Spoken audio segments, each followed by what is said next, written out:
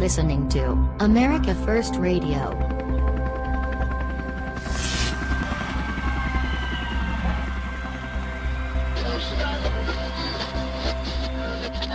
Here is your host, Paul Adams.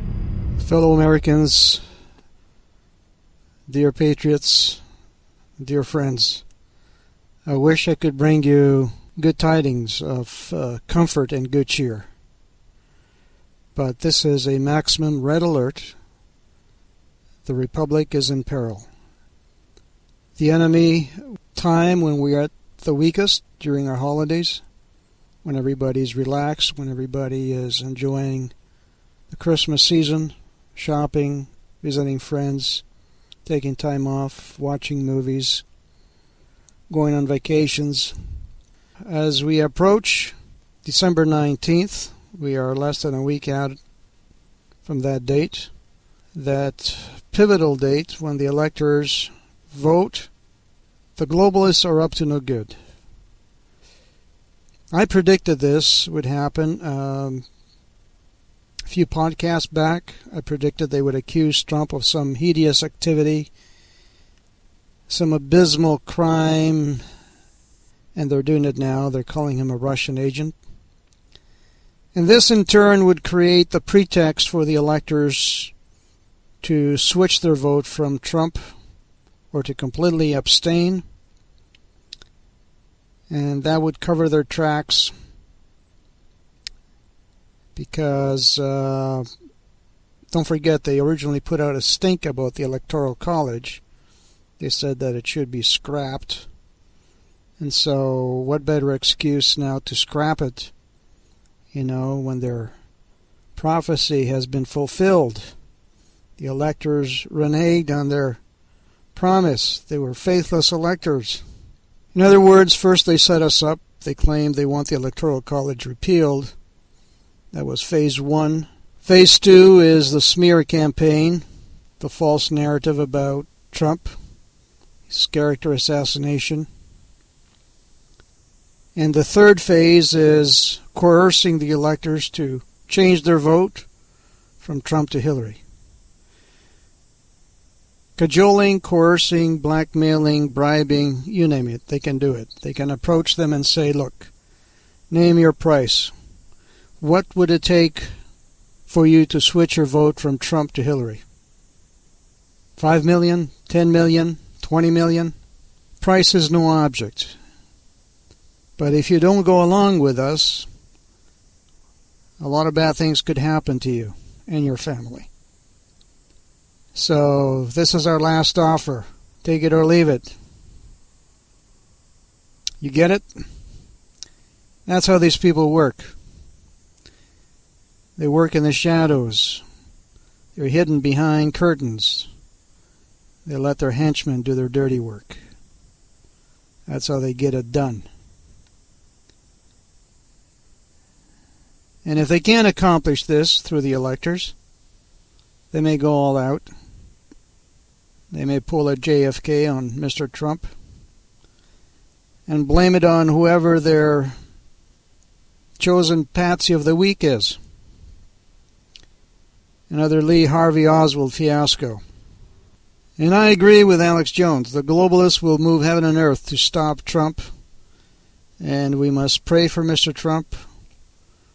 Remember, this is a contest between the powers of light and the forces of darkness. And we need to keep praying for America and for Donald Trump. We're going to have to fight fire with fire. Because you can bet your bottom dollar that all the warlocks and witches are doing their part in trying to get Hillary in the White House. President Trump must pass through two gauntlets. The December 19th Electoral College gauntlet and the January 6th congressional confirmation vote to declare Trump president. Now, don't forget, China spoke out against Trump 2 weeks ago, saying America will not be great again, will never be great again. Does that give you a clue as to who they were backing in this race? It's already been confirmed by sources in the CIA through various outlets like Benjamin Fulford, for example, that Hillary Clinton was the chosen horse of the Chinese, because they want her to win the election so that she could spark a war with the Chinese, let the Chinese win, and promote them to the new superpower status, global preeminent superpower of the world. So this is where we're at. Either way, Hillary Clinton owes a lot of favors, not just to the Chinese, but to the Saudi Arabians, to the banks, to billionaires like Soros, and her neck is on the line right now, so if she doesn't deliver, what can I say? Accidents happen. So, the globalists, what are they going to do next? They have the mainstream media as their accomplices, and in my view, the best strategy right now for Mr. Trump is to play hardball, to let the media know, look, first week I'm in office, you folks are going to be hauled into court, and I will sue you for defamation of character, for slander, and that's just the beginning, because you have also conspired and have been accessories to treason. You have tried to take America down by omitting the truth, by obfuscating the truth, by concealing the truth, by fabricating lies. You have tried to dupe the American people, and you have tried to destroy the Republic. And so you are co-conspirators, and you should be tried for treason. So here's the deal. You can leave America now, never come back, and we will not pursue you. Or you can stick around till I get in the White House, and then we'll deal with you. My fellow Americans, I would strongly urge you at this point to stock up on food, on extra fuel and equipment, on your Second Amendment privileges, that is, your weapons, your ammo, because as we speak they are now taking down free speech, and their next move could very well be a weapons grab. They could use the same playbook that Hitler used with the Germans. We are entering a very dangerous period in U.S. history. It's for all the marbles. America is their tall domino that must fall if they're going to win. See, Europe is already slipping through their fingers, and if America turns nationalist, they'll have to unleash a war with Russia, more out of a rabid spite than anything else, to teach the world a lesson, to create that order out of chaos that they've been so looking forward to bring in a Luciferian age of totalitarianism.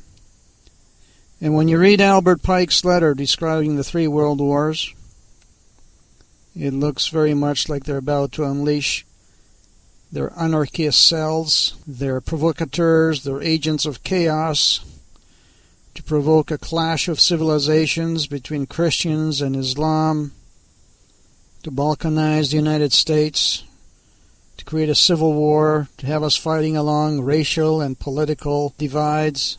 That New World Order, and I suspect many at the Al Smith dinner represented the New World Order, wants America down and out for the count. See, they first tell us with a smile that they will throw us over a barrel, and then when they have us over a barrel, they want us to thank them. Let's move on to some more upbeat news here. President Trump tapped Rex Tillerson, the chairman and CEO of ExxonMobil, for Secretary of State. A great guy to make oil deals. They are the backbone of foreign policy, after all. And President Trump tapped retired General John Kelly as Director of Homeland Security. In a previous podcast, I already made the case. I submitted 45 examples as evidence that Trump is not a racist, and if anything, he loves the Jewish people. He tapped, after all, Ben Carson as Director of Housing and Urban Development. And he's definitely not a misogynist. That label has faded away. Let's see how many women has he tapped so far in his cabinet. Secretary of Transportation Lane Chao Small Business Linda McMahon, Ambassador to the UN Nikki Haley, Secretary of Education Betsy DeVos, Katie McFarland as National Security Advisor, and Secretary of the Interior Kathy McMorris Rogers. Donald Trump has more women in his cabinet right now than any other president in United States history. Now, how about picking that story up for mainstream media consumption? And his spokeswoman, Hope Hicks, has said that Trump's record of hiring women will continue in his administration. President-elect Trump, she says, has a long history of empowering and employing women at the highest levels of his company. And obviously we saw this during the campaign as well. And who better to exemplify his championing of women than Kellyanne Conway, the first woman ever to successfully run a presidential campaign. I want to focus on a few aspects of the election which are often overlooked by now by even some of the most sane, rational observers. Do you think that John Kerry's trip to Antarctica was to study climate change? When he was meeting with representatives of the Masters of the Universe, you can bet your bottom dollar that Kerry and his bosses were planning their next move to get Hillary in the White House. Because, you see, they look at us as roaches, unwashed masses, serfs, that must work to survive. We are inferior, uninitiated peons to them. Folks, the real parasites are the elite, and they have been wargaming the demise of the United States. They're probably wondering what the best plan of attack is.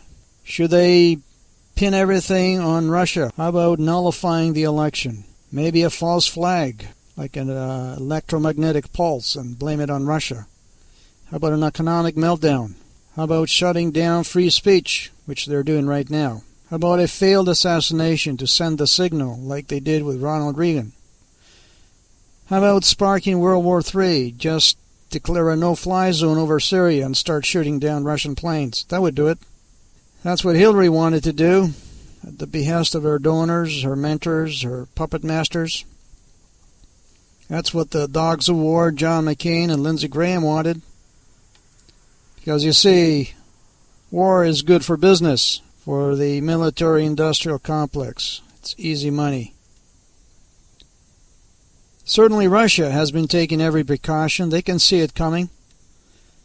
Media sources in Russia report that state officials and government workers were told to bring back their children studying abroad immediately, even if it means cutting their education short and not waiting until the end of the school year. See, the other thing they could do is they could trigger out a natural disaster like an earthquake and then link it to a market meltdown. I find that most of Trump's enemies right now are socialist feminists who wanted Hillary to break the glass ceiling and get some freebies along the way. And their only arguments are spurious, over-the-top, unsubstantiated lies. I had a conversation with a friend the other day. We were neighbors at one point. We lived across the street from each other. We went to the same church. We are both Latter-day Saints. She even drove me to the hospital when I had my heart attack 2 years ago. And as we started discussing the election, I was bowled over by the stigmatized perceptions and the knee-jerk reactions coming from this educated, well-traveled, cultured woman of German extraction, no less, who had lived through Hitler's dictatorship. And finally, I had to back off and just tell her that she has been brainwashed by the mainstream media, by all the disinformation. Her biggest qualm with Trump is that he has not revealed his tax returns as he promised, and that he has probably not paid any taxes, and that he should be in jail. The other incongruent perceptions are that he's a bigot, a misogynist, and a racist. What else is new? Par for the course. And oh yes, and that the election was hacked by the Russians. And that's after WikiLeaks revealed that the DNC and the mainstream media work in tandem to keep a dumbed-down population compliant and cooperative, unresponsive under the ether. That's after George Soros had been hacked, revealing that he has manipulated countless elections around the world. This is after Project Veritas exposed election fraud by the DNC. Does anyone not recall any of this? Does anybody recall Hillary giving the Russians the reset button and then selling them 20% of our uranium? Or is it just me? It's as if there is an alternative universe, a fictitious land of yore, a mystical fairyland where people believe in an alternate reality spawned by the wizards and the witches of Oz, and then propagated by their prostitutes. There have been many failed attempts to discredit Donald Trump. Where do I begin? But let's take the Constitution as our benchmark. There is nothing in Article 2, Section 1 that says anything about a president's height, ethnic background, religion, income, net worth, tax returns, marital status, hand size, competence in foreign affairs, education, occupation, slave ownership, military experience, mannerisms, or elocutionary skills and style. The only qualifications are that he be natural born, that he be 35 years or older, and a resident of at least 14 years. It would also help if he or she is not investigated for crimes, does not have a substance abuse problem, is in good health, has not committed perjury or treason or peddled influence in previous government positions. And does anyone really believe that the IRS, who has been auditing Trump every year for the last 18 years, would not by now have indicted him for tax evasion if he wasn't paying his fair share? Now back to Hillary, that sidewinding viper who just won't quit even after she has conceded the election because she owes so many favors to so many people. She first blamed FBI Director Jim Comey for her defeat. Then it was a matter of having a recount. Then it was the fault of the alt-right news. Now it's the Russians' fault. That must be it. What else could it be? They were all ready with a $5 million victory gala, the fireworks. Newsweek magazine had pre-printed a special victory issue with Hillary on the cover. So what went wrong? If you believe that the Russians are behind Hillary's losing the election, you will also believe that significant decreases in bovine flatulence in Africa is the reason for the marked increase in the Antarctic ice shelf. The Russians are controlling everything. But you better believe one thing, that China funded Hillary. That's on record. Qatar and Saudi Arabia also funded her. See, the real reason Hillary lost is because A, Trump, Rudy Giuliani, and Chris Christie destroyed, demolished, trounced on Hillary at every rally and the debates. The one-liner by Trump, because you'd be in jail, was the uppercut that finished Hillary off. B, the masses figured out that she's a serial liar and a criminal.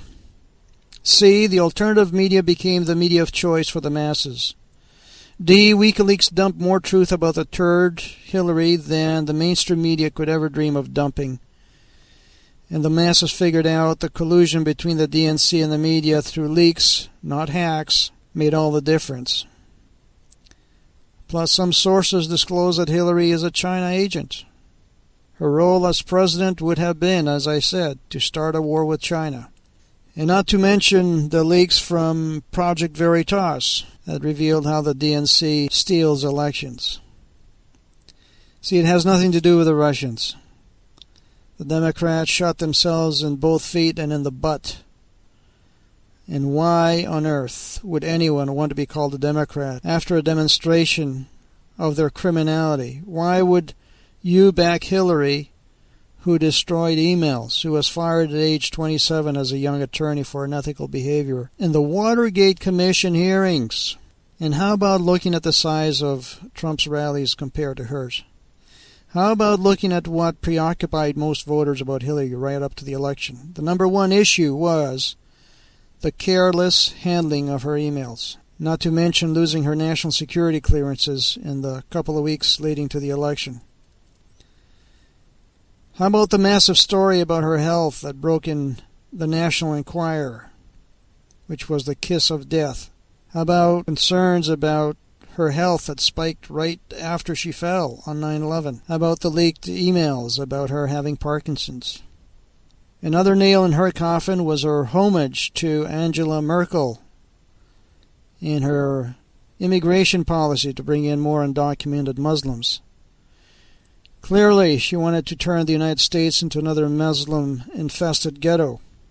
Why didn't the mainstream media focus on the sell sheet that surfaced on Twitter, showing how Her Highness sold ambassadorships for $1 to $2 million a pop during her tenure as Secretary of State? How about focusing on the fact that she told the American people on no less than 22 occasions that she had never sent or received emails with her private server? Who in their right mind believes this kind of crap? Who would believe that a Secretary of State with a title of Original Classification Authority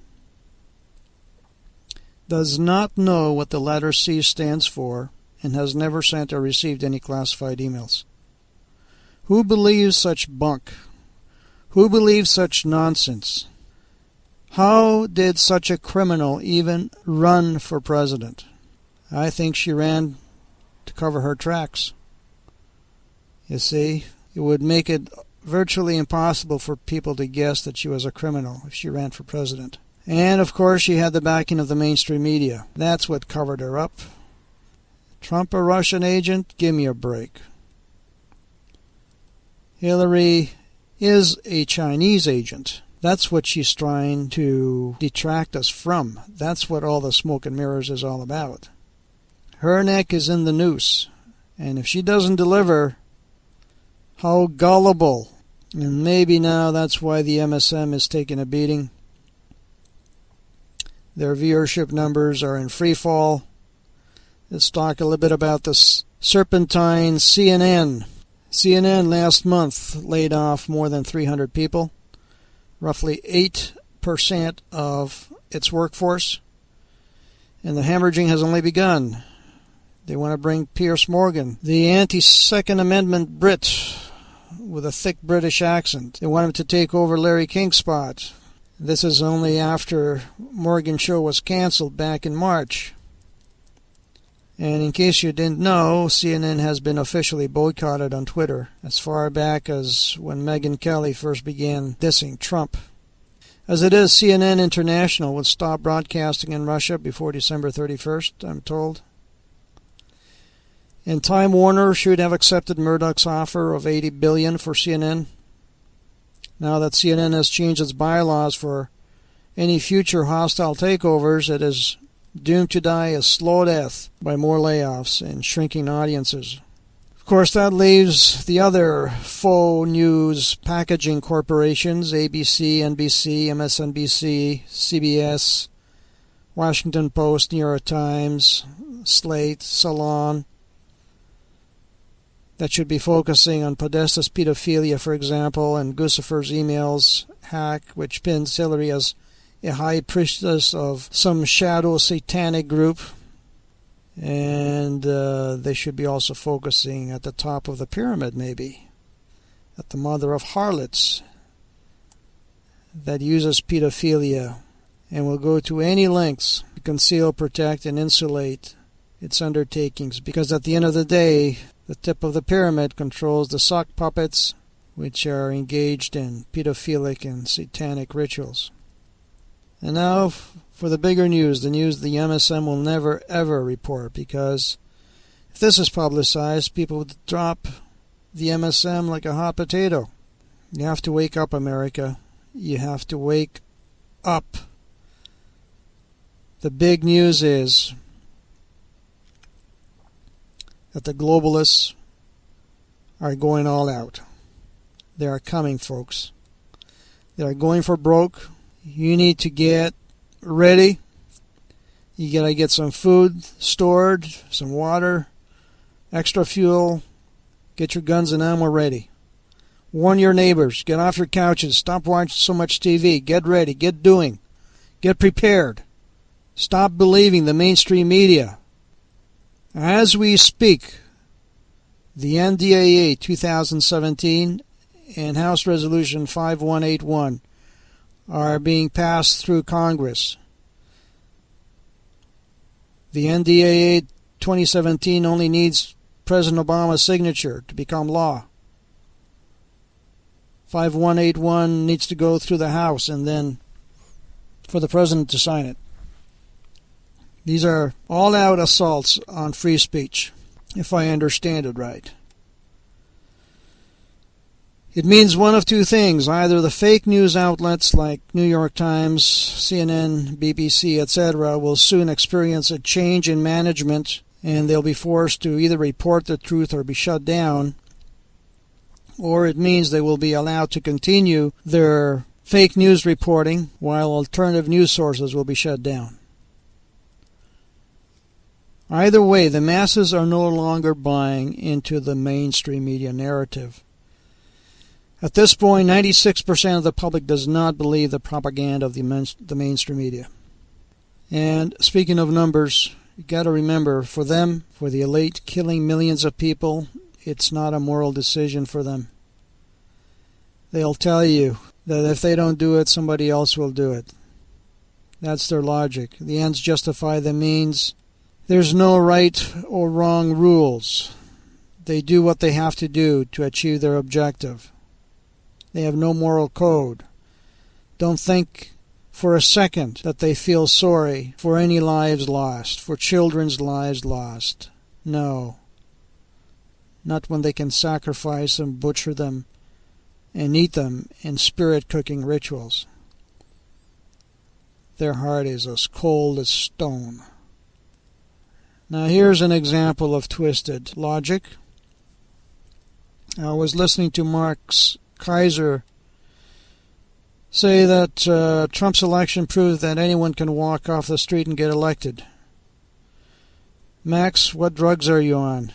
Why would someone like Max, who is connected to Soros, by the way, utter such nonsense? You want us to believe that load of crap? It takes hundreds of millions of dollars to run a successful campaign. In the case of Hillary, it took over $1 billion. Who has that kind of money off the street, Max? Who can enter a race without being beholden to some billionaire? Who has the private jet and the notoriety of a Trump to draw the crowds at airfields? Trump is the exception to the rule. And this should be very, very worrisome as we go down the road. I mean, yeah, sure, I could run someday, but I got a problem with my jet. The left wheel has a flat tire, and I don't have the money to fix it, okay? And if by then I haven't produced my own successful reality show and have not been featured in a dozen or so front covers, all bets are off. Let's get real. There will never be another pro-Americana Trump. And maybe we won't need another one. As I've said before, he may be the last president to usher in the Lord's second coming. And God help us after Trump's term is over. The globalists will be waiting carving knife on hand to carve up America after he's done. This is why I keep saying we need to revise, revisit, upgrade, overhaul the Constitution to empower the people. Already, we are seeing in this Trump administration a reach outwards towards the masses by way of polls and social media to include the public into the conversation, to make it a type of participatory government. My whole thrust is to empower the people, to give them as much leverage as possible during the elections, through direct democracy, using the latest technologies to vote in and recall or impeach elected officials. We have the technology. All we need is an online, secured U.S. citizen account that is for the people, so we can have a government that is of, by, and for the people. We are the employers of the government. We can never, ever, ever forget that. The government is our employee. This should be stressed and underscored and emphasized in every speech, every interview, every rally, to drill it in, to educate the public as to why America was formed.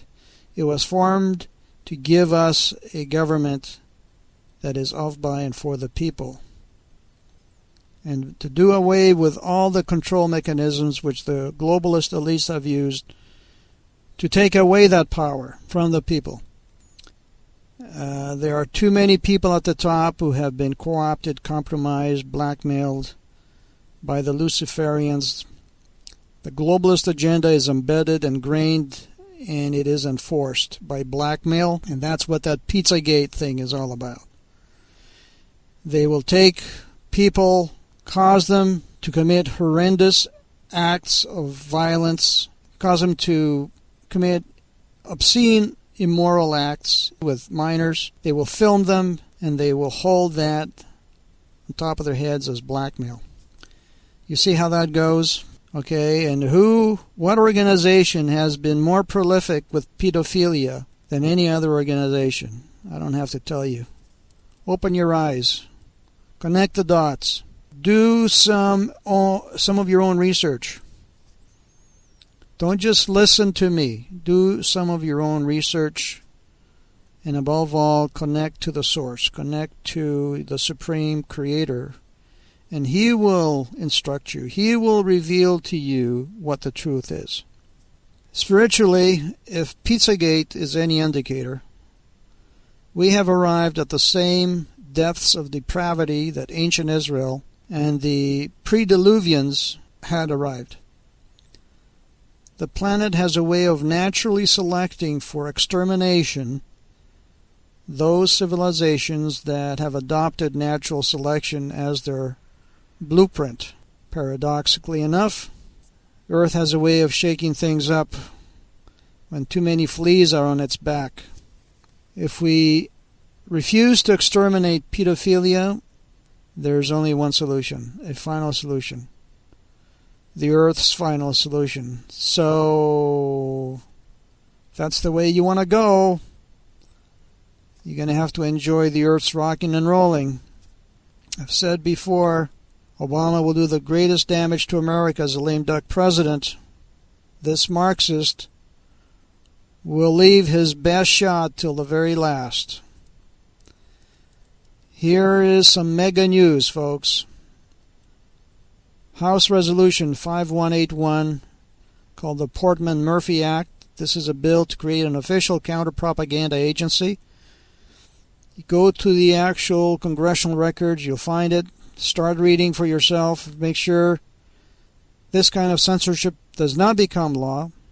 But for them to ensure that it does become, they've doubled down, and they are using some of the verbiage in H.R. 5181 in the National Defense Authorization Act of 2017.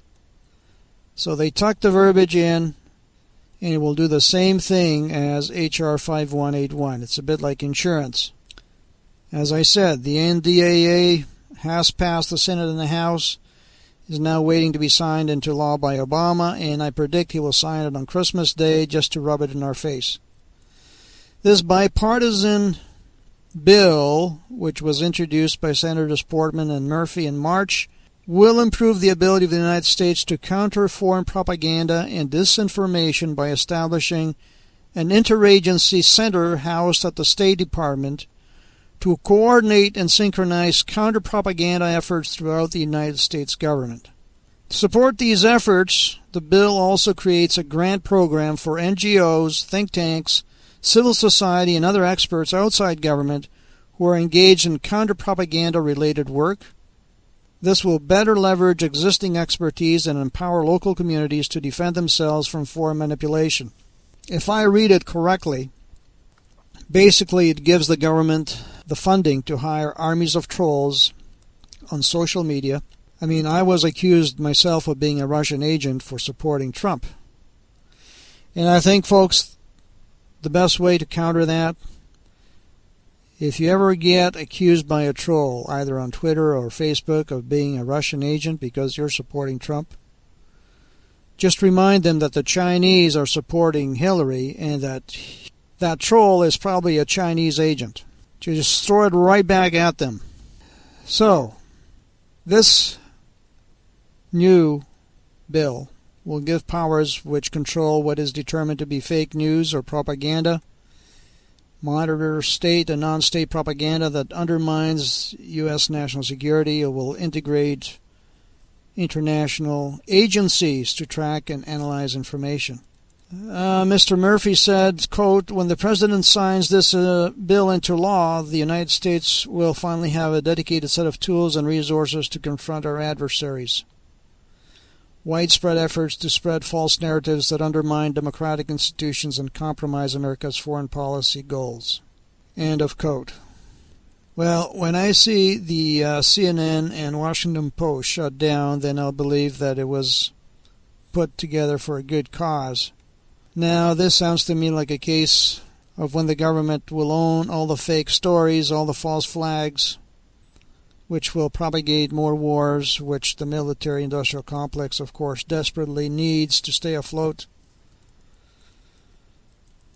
See, when the Luciferian masterminds take away from the people their First Amendment, this is where the rubber meets the road. They passed this NDAA bill quietly on a Friday, and they're slowly boiling us like a frog, folks. The MSM has not said a word about this, so that the false reality can sit in. That's how the Luciferians work. If they can get away with it, they will. Forget the public, screw the Constitution, screw morals, truth, all that nice Pollyanna stuff that keeps society glued together. But I wonder if they've forgotten one thing. That when the First Amendment is under siege, the Second Amendment kicks in. And maybe, just maybe, perhaps they passed this bill for precisely that reason, so that the people invoke the Second Amendment in this third-dimensional chess game, and so that we can have a civil war.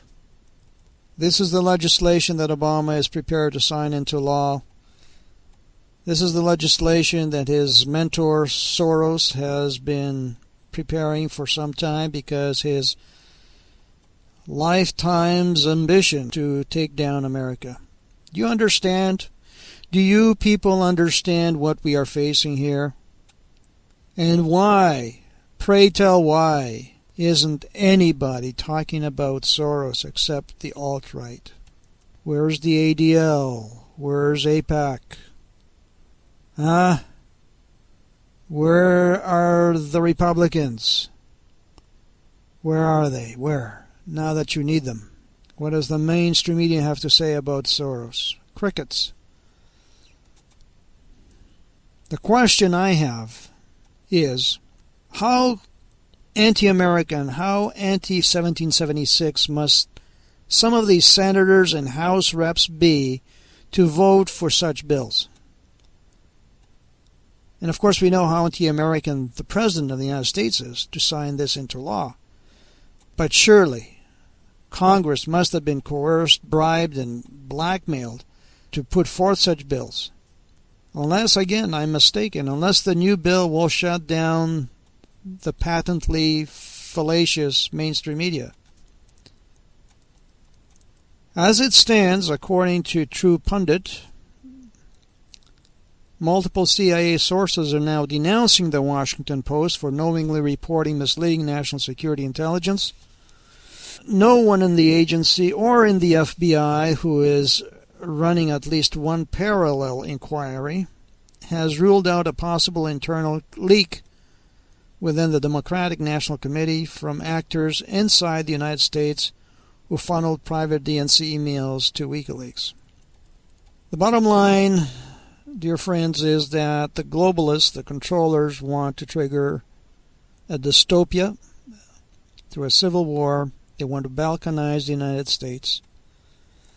They want the American people to unleash their outrage on the streets by either stealing the election from them, nullifying the election, vilifying Donald Trump, waging false flags prior to the inauguration, which could theoretically keep Obama in office for another 4 years, for a third term. Now that would trigger a civil war. See, they want chaos. They want utter and total pandemonium.